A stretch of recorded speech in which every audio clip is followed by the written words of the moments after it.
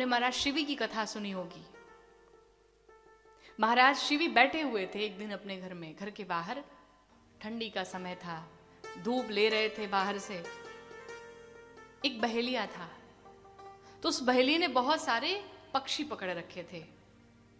उसमें से एक कबूतर उड़ के चला गया और कहां पहुंचा? महाराज शिवी के पास। अब उन्होंने उसकी रक्षा की, उसे बचाया, अपने पास रख लिया।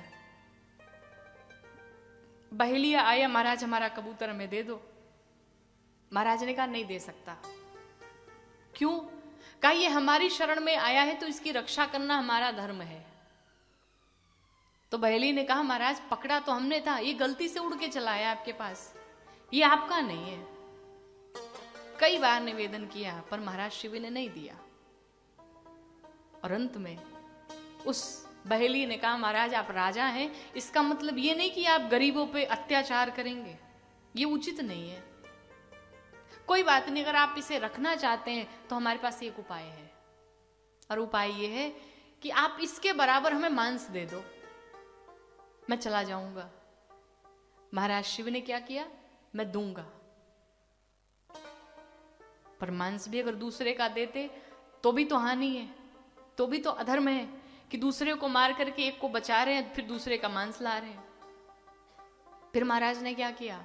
अपने जंघे का मांस निकाल करके काट करके और तराजू पे रखा, पर फिर भी वो बराबरी में नहीं आया।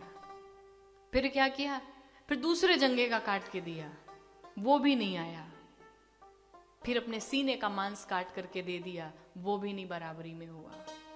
अपने पूरे शरीर का मांस काट डाला, शरीर ही काट डाला। किसके लिए? एक छोटे से पक्षी के लिए। कोई ऐसा करेगा? यहां बचाना तो दूर, हम खुद ही खाने पे लगे, हम क्या बचाएंगे? और अंत में जब बराबरी नहीं हुई तो महाराज शिव ने लगा लिया तलवार अपने गर्दन पे, अब मैं अपना गला काट के दे दूंगा। और जैसे ही लगाया भगवान प्रकट हो गए, और वो कोई और नहीं था, वो भगवान ही थे जो महाराज शिव की परीक्षा ले रहे थे। तो ऐसा हमारा स्वभाव होना चाहिए कि कम से कम हम दूसरों की सहायता नहीं कर पाते हैं, दूसरों की सहायता नहीं कर सकते हैं, तो कम से कम उसे बुरा बोले ना, उसका बुरा भी तो ना करे। भला किसी का कर न सको तो बुरा किसी का मत करना। अगर हम भला नहीं कर सकते तो हम बुरा भी नहीं सोच सकते।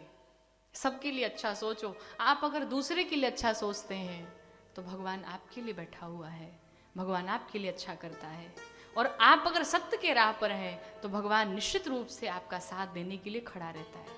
थोड़ी बहुत कठिनाइयां, थोड़ी बहुत परीक्षाएं सबके जीवन में होती हैं, पर आपको कभी भी अपने जीवन में अगर ऐसी कोई परिस्थिति आती है तो कोई भी गलत रास्ता नहीं अपनाना चाहिए। ये पुराण, ये शास्त्र, ये वेद किस लिए लिखे गए? हम सभी मानव के कल्याण के लिए लिखे गए। लेकिन फिर भी आज लोगों की ये स्थिति है कि सामने कोई गिर पड़ा हो, सामने कोई कष्ट में हो, तो लोग क्या करते? पहले फोन निकालते, वीडियो बनाना स्टार्ट करते।